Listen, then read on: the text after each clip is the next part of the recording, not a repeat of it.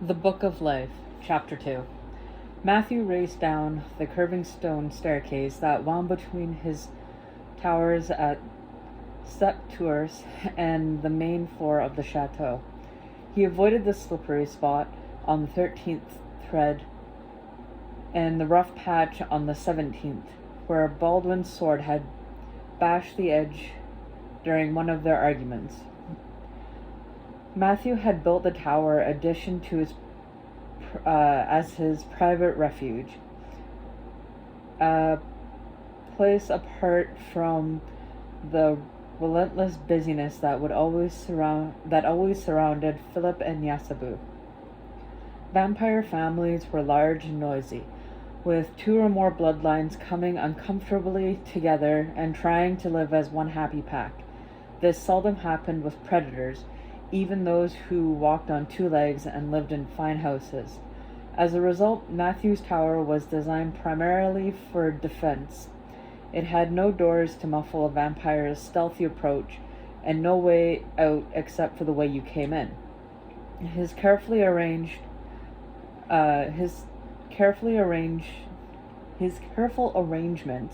spoke volumes about his relationships with his brothers and sisters. Tonight his tower's isolation seemed confining, a far cry from the busy life he and Diana had created in Elizabethan London, surrounded by family and friends. Matthew's job as a spy for the Queen had been challenging but rewarding. From his former seat on the congregation, he had managed to save a few witches from hanging. Diana had begun the lifelong process of growing into her powers as a witch. They'd eventually taken in two orphan children and given them a chance at a better future. Their lives in the 16th century had not always been easy, but their days had been filled with love and a sense of hope that followed Diana wherever she went. Here at Sept-Tours, they seemed surrounded on all sides by death and declarements. The combination made Matthew restless, and the anger he kept so carefully in check whenever Diana was near him was dangerously close to the surface. Blood rage, the sickness that Matthew had inherited from Yasabu when she had made him, could take over a vampire's mind and body quickly, leaving no room for reason or control. In an effort to keep the blood rage in check, Matthew had reluctantly agreed to leave Diana in Yasabu's care while he walked around the castle grounds with his dogs, Fallon and Hector, trying to clear his head. Gallowglass was crooning a sea chanty in the chateau's great hall. For reasons Matthew couldn't fathom, every other verse was punctuated by expletives and ultimatums. After a moment of indecision, Matthew's curiosity won out. Fucking fire drakes. Gallowglass had one of the pikes down from the cache of weapons by the entrance and was waving it slowly in the air. Farewell and adieu to you, ladies of Spain. Get your arse down here, or Granny will poach you in the white wine and feed you to the dogs. For we've received orders to sail for old England. What were you thinking, flying around the house like a demented parakeet? And we may never see you fair ladies again. What the hell are you doing? Matthew demanded. Gallowglass turned wide blue eyes on Matthew. The younger man was wearing a black t-shirt adorned with skulls and crossbones. Something had slashed the back, rendering it from left shoulder to right hip. The holes in his nephew's jeans looked to be the result of wear, not war, and his hair was shaggy, even by Gallowglass's standards. Yasabu had taken to calling him Sir Vagabond, but this had done little to improve his grooming. Trying to catch your wife's wee beastie. Gallowglass made a sudden upward thrust with the pike. There was a shriek of surprise, followed by a hail of green pale green scales that shattered like isinglass when they hit the floor. The blonde hair on Gallowglass's forearms shimmered with their iridescent green dust. He sneezed. Cora, Diana's familiar, was clinging to the minstrel's gallery with her talons, chattering madly and clacking her tongue. She waved hello to Matthew with her barbed tail, piercing a priceless tapestry depicting a unicorn in a garden. Matthew winced. I had her cornered in the chapel, up by the altar, but Cora's a cunning lass, Gallowglass said with a touch of pride. She was hiding atop Grandad's tomb, her wings spread wide. I mistook her for an effigy. Now look at her, up in the rafters, vainglory as the devil, and twice as much trouble. Why, she put her tail through one of Yasabu's favorite draperies. Granny is going to have a stroke. If Cora is anything like her mistress, cornering her won't end well, Matthew said mildly. Try reasoning with her instead. Oh, aye. That works very well with Auntie Diana, Gallowglass sniffed. Whatever possessed you to let Cora out of your sight? The more active the fire drake is, the calmer Diana seems, Matthew said. Perhaps, but Cora is hella on the decor. She broke one of Granny's service vase this afternoon. So long as it wasn't one of the blue ones with the lion heads that Philip gave her, I wouldn't worry. Matthew groaned when he saw Gallowglass's expression. Merde. That was Aslan's response too. Gallowglass leaned on his pike. Yasabu will have to make do with one less piece of pottery, Matthew said. Cora may be a nuisance, but Diana is sleeping soundly for the first time since we came home. Oh well, that's all right then. Just tell Yasabu that Cora's clumsiness is good for the grandbabies. Granny will hand over her vase as a sacrificial offering. Meanwhile, I'll keep the flying termagant entertained so Auntie can sleep. How are you going to do that? Matthew asked with skepticism. Sing to her, of course. Gallowglass looked up. Cora cooed at his renewed attention, stretching her wings a bit further so that they caught the light from the torches stuck into the barracks along the walls. Taking this as an encouraging sign, Gallowglass drew a deep breath and began another booming ballad. My head turns round, I'm in a flame. I love like any dragon. Say, would you know my mistress' name? Cora clacked her teeth in approval. Gallowglass grinned and began to move the pike in like a metronome. He waggled his eyebrows at Matthew before singing his next line. I sent her a trinket without end, gems, pearls to make her civil, till having nothing more to send, I'll send her to the devil. Good luck, Matthew murmured, sincerely hoping that Cora didn't understand the lyrics. Matthew scanned the nearby rooms, cataloging their occupants. Hamish was in the family library doing paperwork, based on the sound of pen scratching against paper and the faint smell of lavender and peppermint he detected. Matthew hesitated for a moment and then pushed the door open. Time for an old friend? He asked. I was beginning to think you were avoiding me.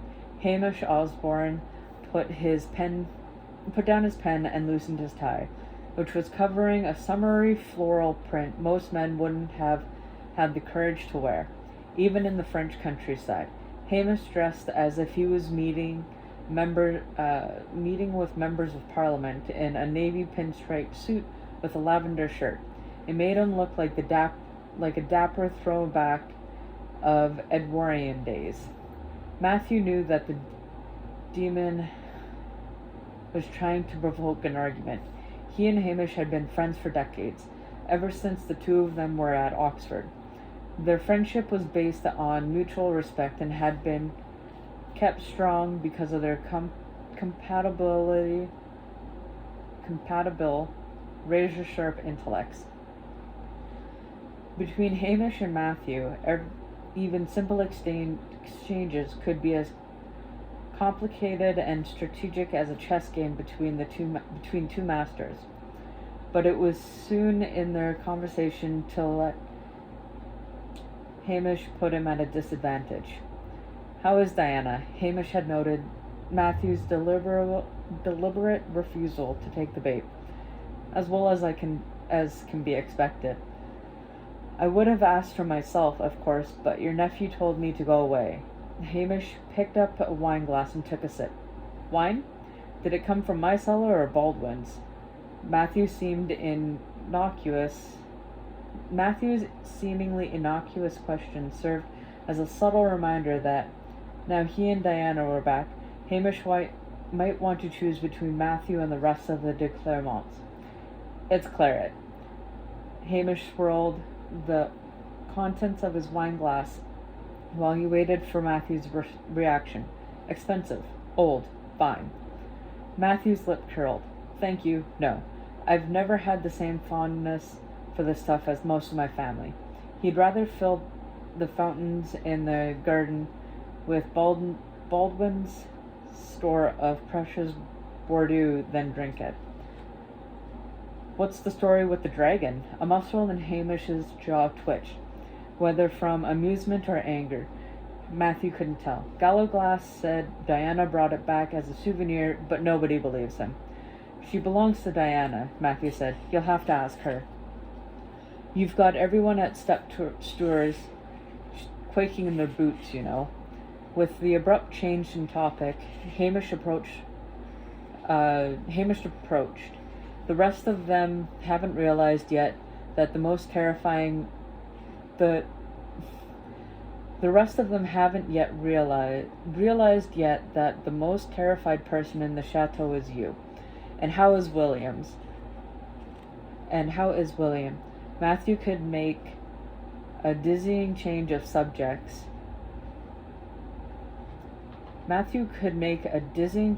subjects as effective as any demon. "Sweet William has planted his affections somewhere. Elsewhere." Hamish's mouth twisted, and he turned away, his obvious distress bringing their game to an unexpected close. "I'm so sorry, Hamish. Matthew had thought the relationship would last. William loved you." "Not enough," Hamish shrugged, but couldn't hide the pain in his eyes. "You'll have to pin your romantic hopes on Marcus and Phoebe, I'm afraid." "I've barely spoken to the girl," Matthew said. He sighed and poured himself a glass of Baldwin's claret. "What can you tell me about her?" Young Miss Taylor works at one of the auction houses in London. Sotheby's or Christie's. I can never keep them straight," Hamish said, sinking into the leather armchair in front of the cold fireplace. "Marcus met her when he was picking up something for Yasabu. I think it's serious." "It is." Matthew took his wine and prowled along the bookshelves that lined the walls. "Marcus's scent is all over her. He's mated." "I suspected as much." Hamish sipped and watched his friend's restless movements. "Nobody has said anything, of course. Your family really could teach MI6 a thing or two about secrets. Yasabu should have stopped it. Phoebe is too young for a relationship with a vampire," Matthew said. "She can't be more than 22, yet Marcus has entangled her in an irreversible bond." "Oh, yes. Forbidding Marcus to fall in love would have gone down a treat," Hamish said, his Scottish burr increasing with his amusement. "Marcus is just as pig-headed as you are when it comes to love, it turns out. Maybe if he had been thinking about the job as the leader of the Knights of Lazarus—" "Stop right there. Matt. Stop right there, Matt. Before you say something so unfair I might never forgive you for it." Hamish's voice lashed at him. "You know how difficult it is to be the Brotherhood's Grand Master. Marcus was expected to fill some pretty big shoes, and vampire or not, he isn't much older than Phoebe. The Knights of Lazarus had been founded during the Crusades. A chivalric order established to protect vampires' interests in a world that was increasingly dominated by humans. Philip de Clermont, Yasabu's mate, had been the first Grand Master, but he was a legendary figure, not just among vampires, but among other creatures as well. It was an impossible task for any man to live up to the standards he set. I know, but to fall in love, Matthew protested, anger mounting. Marcus has done a brilliant job, no buts about it, Hamish interrupted. He recruited new members and overseen every financial detail of our operation. He demanded that the congregation punish Knox for his actions here in May, and has formally requested the covenant be revoked. Nobody could have done more, not even you. Punishing Knox doesn't begin to address what happened. He and Gilbert violated my home. Knox murdered a woman who was like a mother to my wife. Matthew gulped down his wine in an effort to drown his anger. Emily had a heart attack, Hamish cautioned. Marcus said there was no way to know the cause. I know enough, Matthew said with sudden fury, hurling his empty glass across the room. It smashed against the edge of one of the bookshelves, sending shards of glass into the thick carpet. Hamish's eyes widened. Our children will never have the chance to know Emily, and Gilbert, who's been on intimate terms with this family for centuries, stood by and watched Knox do it, knowing that Diana was my mate. Everyone in the house said you wouldn't let congregation justice take its course. I didn't believe them. Hamish didn't like the change he was seeing in his friend. It was as though being in the 16th century had ripped off a scab of some old forgotten wound. I should have dealt with Gilbert and Knox after they helped Satu Garvinian kidnap Diana and held her at La Pierre. If I had, Emily would still be alive. Matthew's shoulders stiffened with remorse, but Baldwin forbade it. He said the congregation had enough trouble on its hands. You mean the vampire murderer? You mean the vampire murders? Hamish asked. Yes, he said that if I challenged Gilbert and Knox, I would only make matters worse. News of these murders, with the severed arteries, the absence of blood evidence, and the almost animalistic attacks on human bodies, had been in the newspapers from London to Moscow.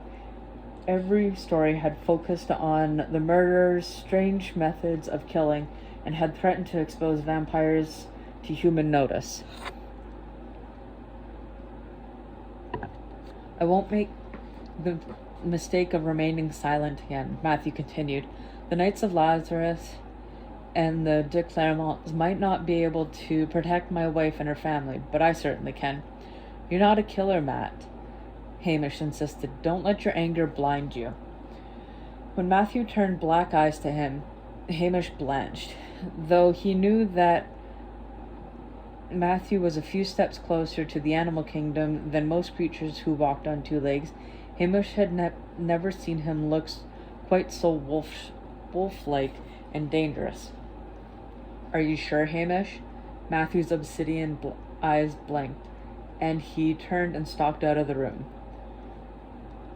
Following the distinctive licorice root scent of Marcus Whitmore, mixed tonight with the heady aroma of lilacs, Matthew was easily able to track his son to the family apartments on the second floor of the chateau. His consciousness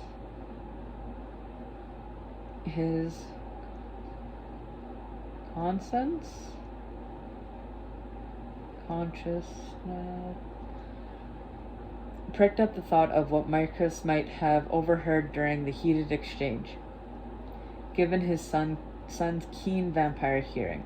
Matthew pressed his lips together when his nose led him to a door just off the stairs, and he tamped down the flicker of anger that accompanied his realization that Marcus was using Philip's old office. Matthew knocked and pushed on the heavy slab of wood without waiting for a response. With the exception of the shiny silver laptop on the desk where the blotter used to be, the room looked exactly as it had on the day Philip de Clermont died in 1945. The same backlit telephone on a table by the window, stacks of thin envelopes and curling yellow paper stood at the ready for Philip to write to one of his many correspondents. Tacked to the wall was an old map of Europe, which Philip had used to track the position of Hitler's army. Matthew closed his eyes again against the sudden sharp pain. What Philip had not foreseen was that he would fall into Nazi hands. One of the unexpected gifts of their time walking had been a chance to see Philip again and be reconciled with him. The price Matthew had paid was renewed sense of loss as he once more faced the world without Philip de Clermont in it. When Matthew opened his eyes again, he was confronted with the furious face of Phoebe Taylor, who only took a fraction of a second. It only took a fraction of a second for Marcus to angle his body between Matthew. It only took a fraction of a second for Marcus to angle his body between Matthew and the warm-blooded woman. Matthew was gratified to see that his son hadn't lost all his wits when he took a mate, though if Matthew had wanted to harm Phoebe, the girl would already be dead. Marcus, Matthew briefly acknowledged his son before looking beyond him. Phoebe was not Marcus's usual type at all. He always preferred redheads. There was no time for a proper introduction when we first met. I am Matthew Clermont, Marcus's father. I know who you are. Phoebe's proper British accent was the one common to public schools, country houses, and decaying aristocratic families. Marcus, the family's democratic idealist, had fallen for a blue blood. Welcome to the family, Miss Taylor. Matthew bowed to hide his smile. Phoebe, please. Phoebe stepped around Marcus in a blink. Her right hand extended. Matthew ignored it. In most polite circles, Professor Clermont, this is where you would take my hand and shake it. Phoebe's expression was a little more annoyed, her hand still outstretched. You're surrounded by vampires. Whatever makes you think that you'd find civilization here? Matthew studied her with unblinking eyes.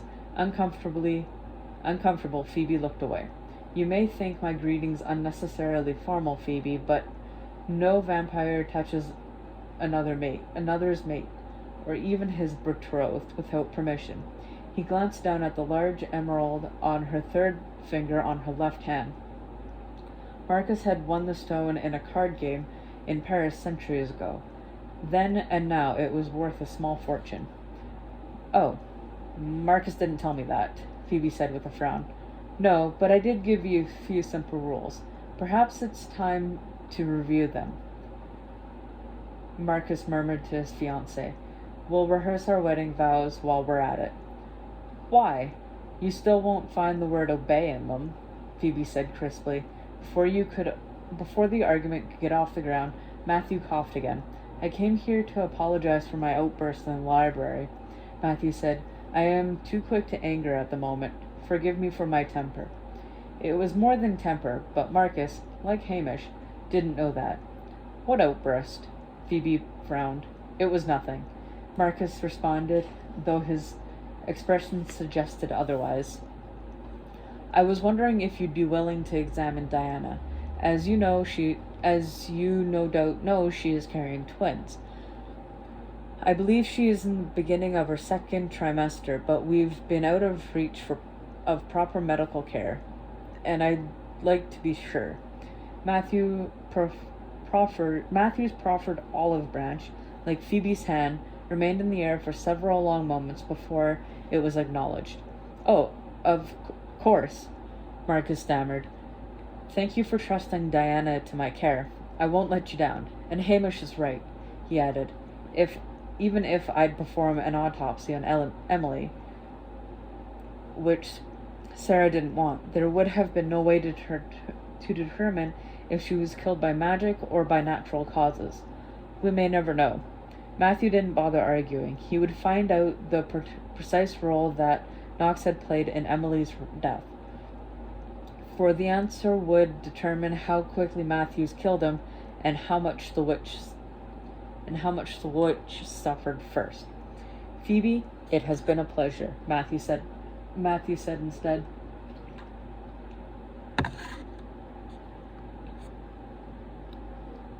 Likewise, the girl lied politely and convincingly. She would be a useful addition to the de Clermont's pack. Come to Diana in the morning, Marcus. We'll be expecting you. With a final smile and another shallow bow to the fascinating Phoebe Taylor, Matthew left the room. Matthew's nocturnal prowl around Septuris had not lessened his restlessness or his anger. If anything, the cracks in his control had widened. Frustrated, he took the route back to his room that passed by the chateau's keep and the chapel. Memorials to most of the departed de Clermonts were there. Philip, Louise, her twin brother Louis, Godfrey, Hugh, as well as some of their children and beloved friends and servants. Good morning, Matthew. The scent of saffron and bitter orange filled the air. Fernando. After a long pause, Matthew forced himself to turn. Usually the chapel's ancient wooden door was closed, as only Matthew spent time there. Tonight it stood open and welcome, and the figure of a man was silhouetted against the warm candlelight inside.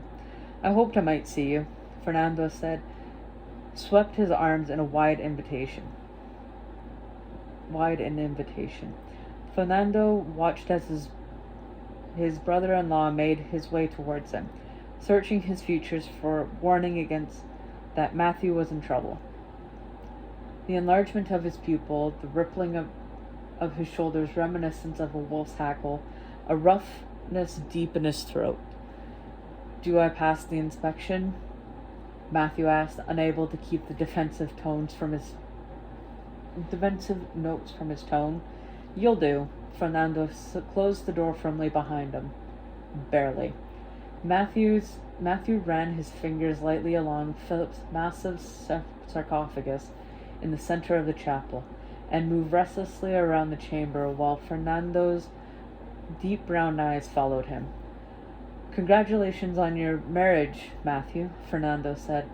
Though I haven't met Diana yet, Sarah has told me so many stories about her that I feel we are very old friends.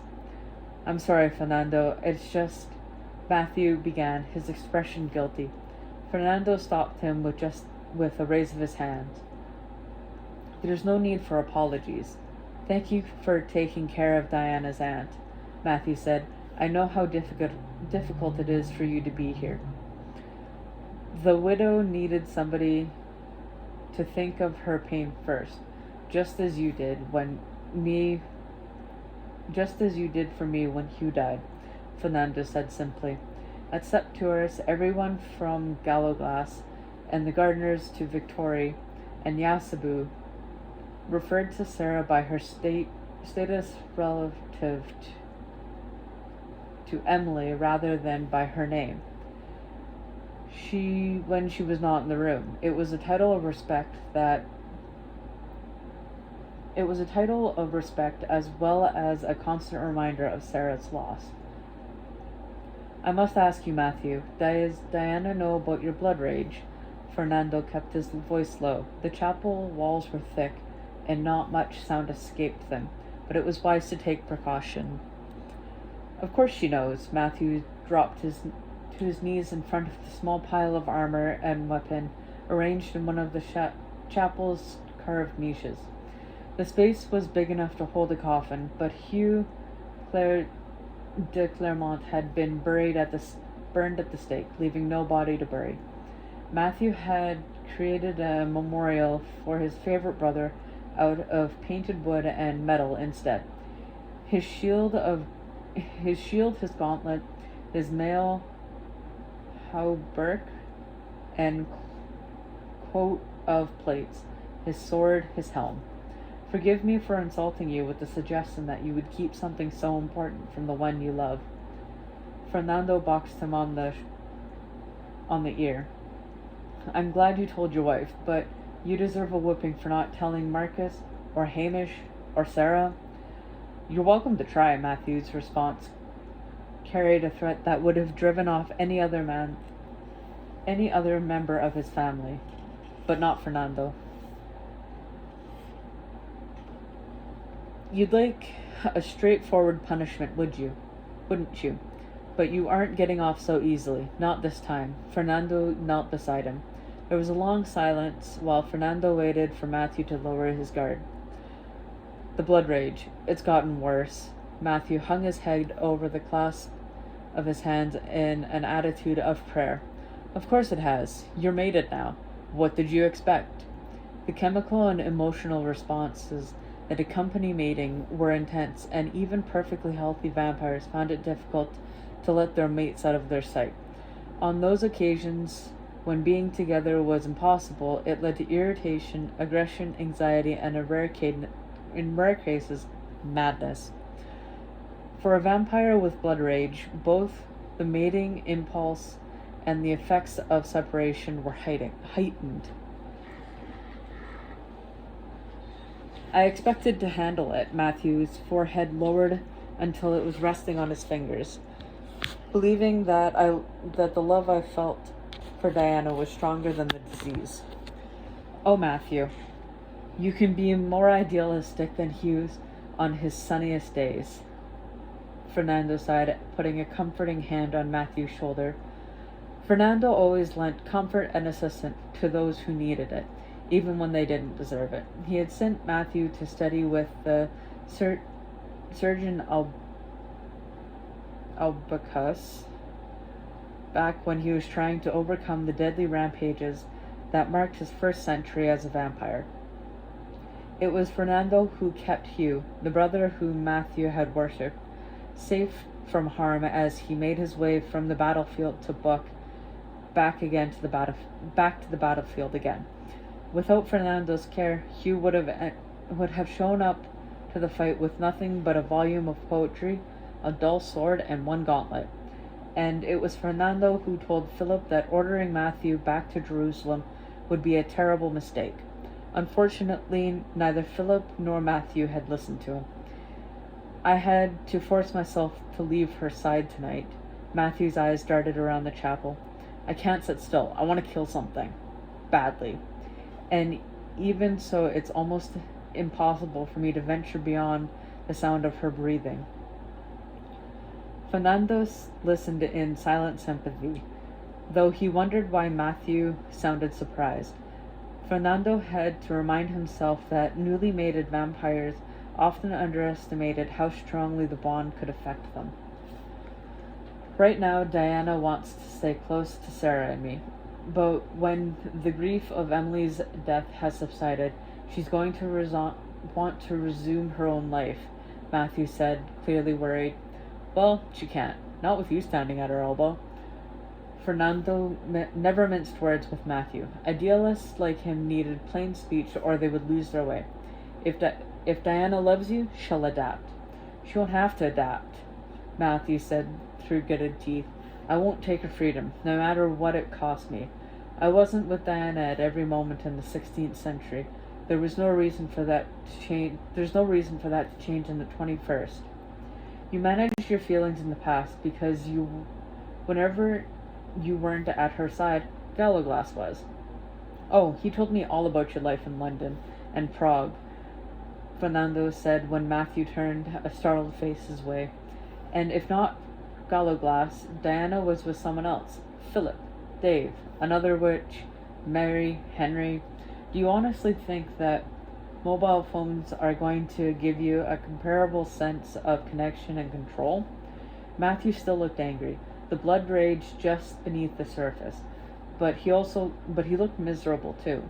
Fernando thought it was a step in the right direction.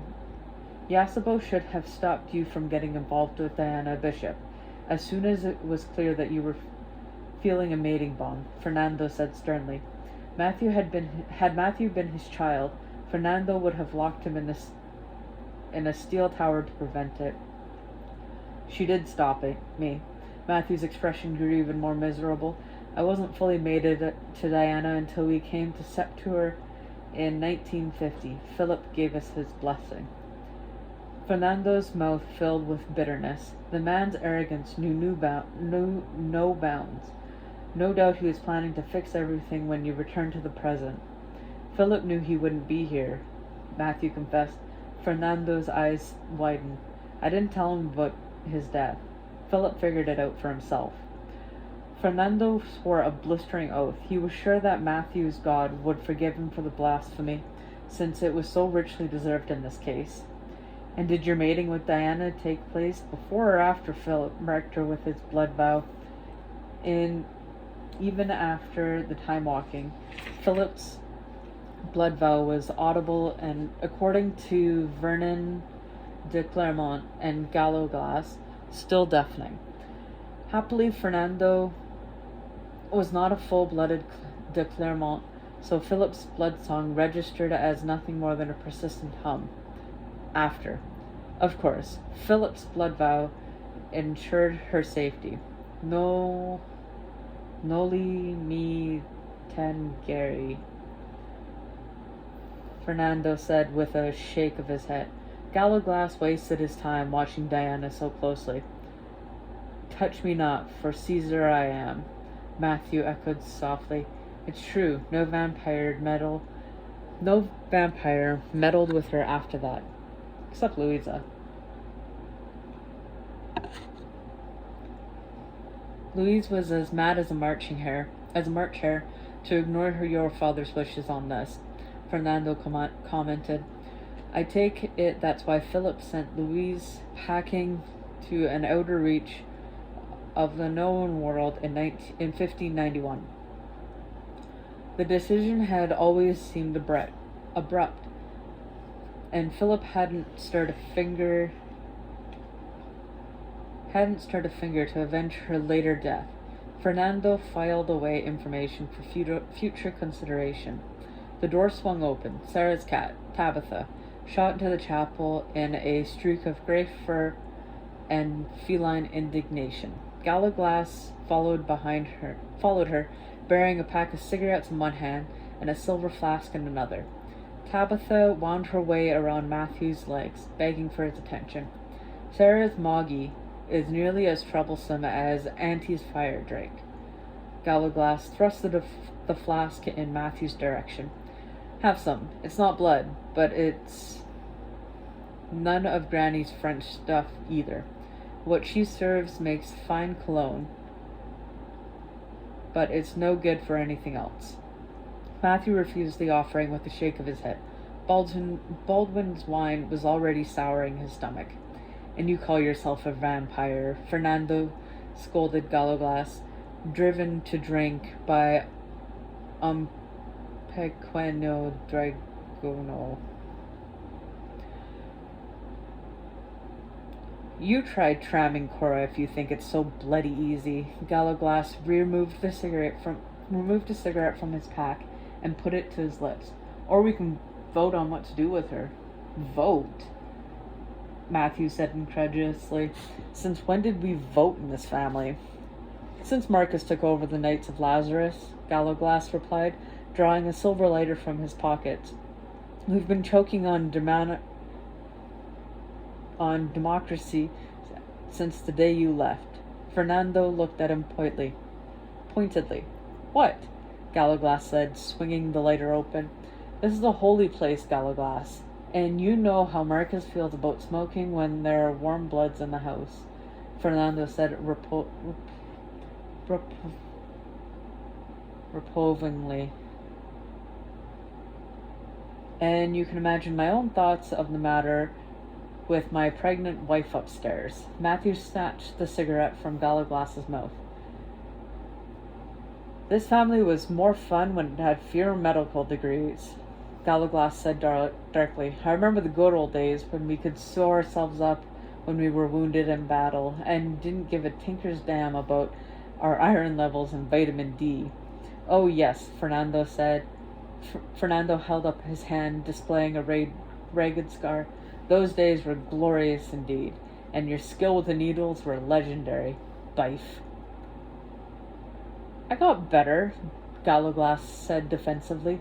I was never good as Matthew or Marcus, of course, but we can't all go to university. Not so long as Philip was the head of family, Fernando murmured. He preferred that his children and grandchildren wielded swords rather than ideas. It made you all so much more palatable. There was a grain of truth in the remark and an ocean of pain behind it. I should get back to Diane. Matthew walked to his feet and rested his hand on Fernando's shoulder for the briefest a moment before turning to leave. Waiting will not make it any easier to tell Marcus and Hamish about the blood rage, my friend, Fernando warned, stopping him. I thought after all these years my secret was safe, Matthew said. Secrets, like the dead, do not always stay buried, Fernando said sadly. Tell them soon. Matthew returned to his tower more agitated than when he left. Yasabu frowned at the sight of him. Thank you for watching Diane, Mama. He said, kissing Yasabu's cheek. And you, my son? Yasabu said, putting her palm on his cheek, searching as Fernando had for the sign of blood rage. Should I be watching over you instead? I'm fine, truly, Matthew said. Of course, Yasabu replied. This phrase meant many things in his mother's private lexicon. What it never meant was that she agreed with you. I will be in my room if you need me. Then the sound of his mother's quiet footfalls faded. Matthew flung wide the window and pulled his chair close to the open casement. He drank in the intense summer scents of catch flies and the last of the gillyflowers. The sound of Diana's even breathing upstairs blended into the other night songs that only vampires can hear. The clack of stag beetles locking horns as they competed for females. The lords wheezing as they ran across the battlement. The high-pitched squeaks of death-head hawk moth. The scrabbling of pine martins climbing the trees. Based on the grunts and snuffles Matthew heard in the garden, Gallowglass had been no more successful in catching the wild boar uprooting Marth's vegetables than he had been in catching Cora. Normally, Matthew relished in this quiet hour, equiescent from midnight and dawn, when the owls had stopped their hooting, and even the most disciplined early risers had not yet peeled back the bed covers. Tonight, not even the family scents or the sound of home could work their magic. Only one thing could. Matthew climbed the stairs to the tower's top floor. There he looked down at Diana's sleeping form. He smoothed her hair, smiling wife's when his wife instinctively pressed her skull deeper into his waiting hand. Impossible as it was, they fit. Vampire and witch, man and woman, husband and wife. Their first their hard first around his heart the hard fist around his heart loosened by a few precious millimeters. Silently, Matthew shucked off his clothes and slid into bed. The sheets were tangled around Diana's legs, and he pulled the linen free, settling it over their bodies. Matthew tucked his knees behind Diana's and drew her hips back into his. He drank in the soft, pleasant scent of her, honey and chamomile and willow sap, and feathered a kiss against her bright hair. After only a few breaths, Matthew's heart calmed and his restlessness slipped away as Diana provided the peace that was eluding him. Here, within the circle of his arms, was all that he ever wanted: a wife, children, a family of his own. He let the powerful rightness that he had always felt in Diana's presence sink into his soul. Matthew, Diana asked sleepily. I'm here, he murmured against her ear, holding her close. Go back to sleep. The sun hasn't risen yet. Instead, Diana turned to face him, burrowing into his neck. What is it, Mosh Corey? Matthew frowned and pulled back to study her expression. Her skin was puffy and red from crying, and the fine lines around her eyes were deepened by worry and grief. It destroyed him to see her this way. Tell me, he said gently. There's no point. No one can fix it, she said sadly. Matthew smiled. At least let me try. Can you make time stand still? Diana whispered after a moment of hesitation. Just for a little while. Matthew was an ancient vampire, not a time-walking witch, but he was also a man, and he knew of one way to achieve this magical feat. His head told him that it was too soon after Emily's death, but his body sent another, more persuasive message. He lowered his mouth deliberately, giving Diana time to push him away. Instead, she threaded her fingers through his cropped hair, returning his kiss with an intensity that stole his breath. Her fine linen shift had traveled with them from the past, and though practically transparent, it was still a barrier between their flesh. He lifted the cloth, exposing the soft swell of her belly where his children grew, the curve of her breasts that every day ripened with fertile promise. They had not made love since London, and Matthew noticed the additional tightness in Diana's abdomen, a sign that the babies were continuing to develop, as well as the heightened blood flow of her breasts, as the heightened blood flow to her breasts and her sex.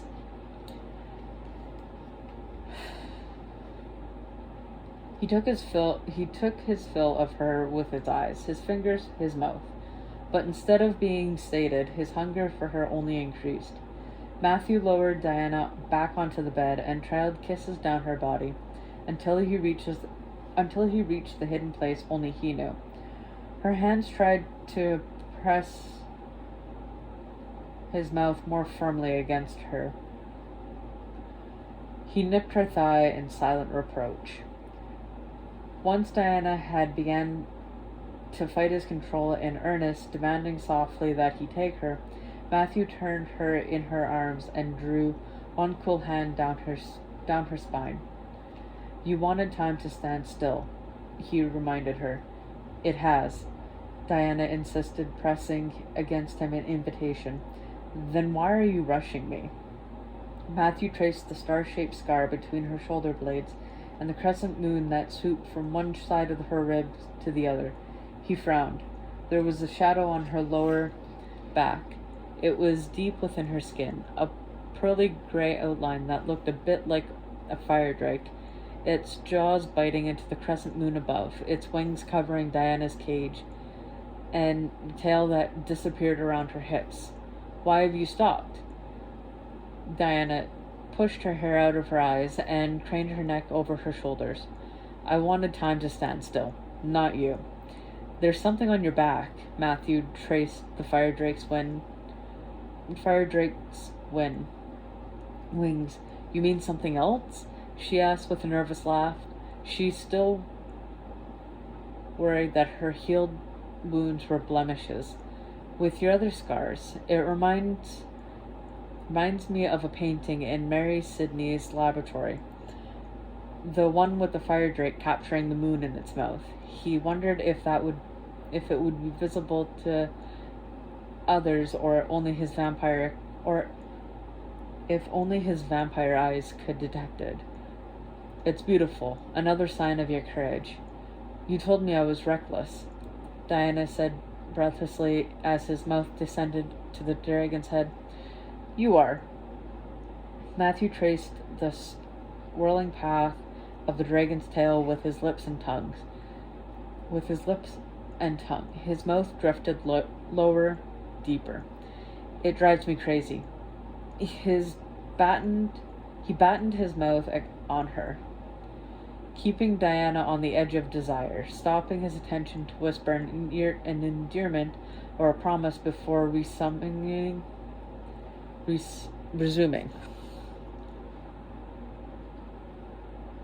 never allowing her to be swept away.